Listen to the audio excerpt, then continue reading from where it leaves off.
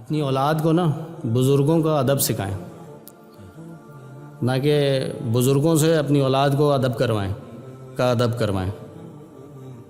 آج کل ہم اولاد کے فرما بردار ہو گئے اور والدین کے نافرمان ہو گئے۔ اگر ہم اس طرح سے کریں گے نا تو جس دن ہم کمزور پڑیں گے اس دن ہماری اولاد ہمارے ساتھ کبھی بھی نہیں ہوگی۔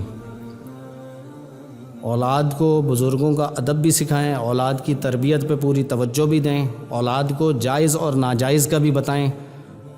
آج کل ایک مثال میں اپنے ساتھیوں کو دیتا ہوں، وہ یہ ہے کہ بندہ کلیریکل جاب بھی کر رہا ہوتا ہے نا تو اپنی اولاد کو ایسے پالتا ہے جیسے کوئی بہت ہی بڑے کسی حاکم کی اولاد ہے، اس کی ہر فرمائش پوری کرتے ہیں اور بڑے فخر کے ساتھ یہ بتاتے ہیں کہ میں اپنی اولاد کی کوئی فرمائش رد نہیں کرتا۔ آپ کو پہلے یہ دیکھنا چاہیے کہ آپ اپنے ماں باپ کی فرمائش پوری کرتے ہیں یا نہیں کرتے ہیں۔ اگر ہم اس طرح سے چلیں گے تو نہ ہم دینی اعتبار سے فائدے میں رہیں گے اور نہ ہی دنیاوی اعتبار سے۔ حضرت علی رضی اللہ تعالیٰ عنہ سے کسی نے دریافت کیا کہ یہ کیسے پتہ چلے گا کہ جو مصیبت ہم پر آئی ہے وہ سزا ہے یا آزمائش ہے؟